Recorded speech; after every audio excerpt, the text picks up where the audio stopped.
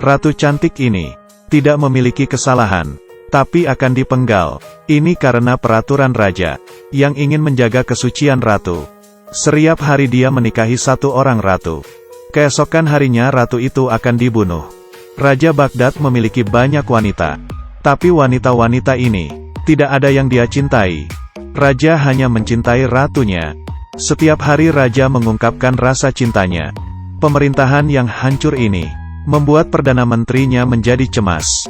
Demi masa depan negaranya, dia mengorbankan dirinya sendiri dengan berselingkuh dengan ratu.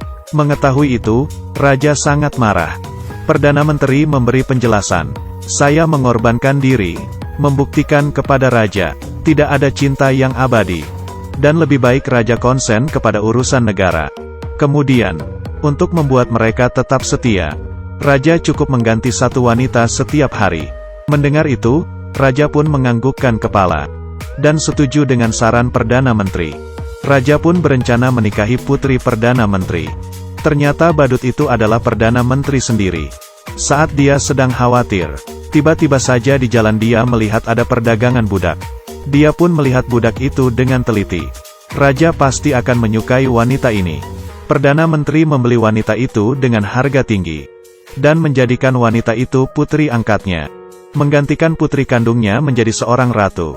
Zada melompat sepanjang malam, tapi tidak ada yang terjadi antara dia dan raja. Dia bukanlah wanita sembarangan. Keesokan harinya sesuai rencana, pengawal ingin memenggal kepala Zada. Zada baru menyadari, dia dijebak oleh Perdana Menteri. Dia mengancam Perdana Menteri, "Cepat lepaskan saya, kalau tidak, masalah identitas saya akan saya bocorkan."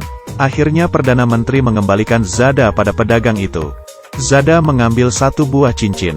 Aladin yang sedang duduk di jalan berniat membelinya. Demi menghindari kejaran pengawal, Zada mengikuti Aladin pulang ke rumah. Siapa sangka Aladin yang duduk di atas tumpukan sampah tidak pernah makan. Dengan pikiran dia akan kenyang, Zada mencari makanan di tempat sampah. Dia menemukan sesuatu yang dapat dijual. Dia melihat sebuah teko ajaib, kemudian menggosoknya agar bersih, dan menukarkan dengan uang. Tiba-tiba teko itu mengeluarkan api. Seseorang yang memakai jas turun dari atas langit. Dia berkata mulai sekarang Zada adalah majikannya. Dia adalah jin, dia dapat mengabulkan semua keinginan Zada. Zada langsung meminta apa yang dia inginkan. "Saya ingin makan kaviar abalon." Jin pun berkata kepadanya, "Kekuatanku ada batasnya, hanya dapat mengabulkan apa yang ada di dalam teko." Zada pun akhirnya hanya meminta secangkir teh. Lalu jin memberikan dia seteko teh, dan juga sepotong kue coklat. Zada dan Aladin menikmati makan malam mereka. Keesokan harinya saat Zada bangun, dia ditangkap oleh pengawal. Zada meminta Aladin menggosok teko ajaib itu. Teko itu mengeluarkan asap dan membuatnya kaget. Aladin mengendari sebuah motor dan menyelamatkan Zada. Mereka pun terdampar di gurun pasir. Aladin memutuskan untuk tinggal di gurun. Dia ingin menjadi seorang filosof. Dan Zada akhirnya kesepian. Raja merasa ada yang aneh.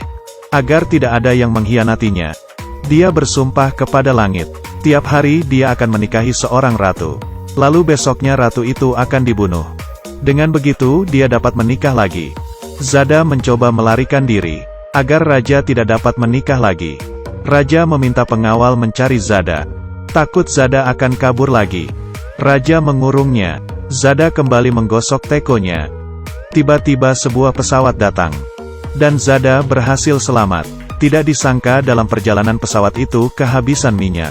Zada melompat ke bawah, jatuh di pelukan seorang kakek. Kakek ini melihat Zada dan merasa tersentuh. Dia mengajarkan Zada tarian. Zada yang memiliki bakat, membuatnya cepat belajar. Mereka pun menari dan menghasilkan uang. Ternyata saat sedang menari, pengawal mengejarnya. Zada dan kakek melarikan diri. Dengan sebuah perahu kecil berlayar ke tengah pulau. Tiba-tiba kapalnya bobrok. Mereka hanya bisa duduk di atas papan, menunggu penyelamatan. Di sisi lain, raja masih mencari Zada. Dia belajar berkomunikasi dengan seekor burung, berharap burung ini dapat menemukan Zada. Raja bahkan mencari penyihir, dan melihatnya dari bola sihir. Di mana Zada berada. Zada mengajak kakek masuk ke dalam teko ajaib, lalu pergi ke abad ke-20 di mana Jin berada, dan melihat acara TV. Jin mengembalikan mereka. Perjalanan pulang mereka mengalami badai kencang. Kakek terjatuh ke dalam air dan mati.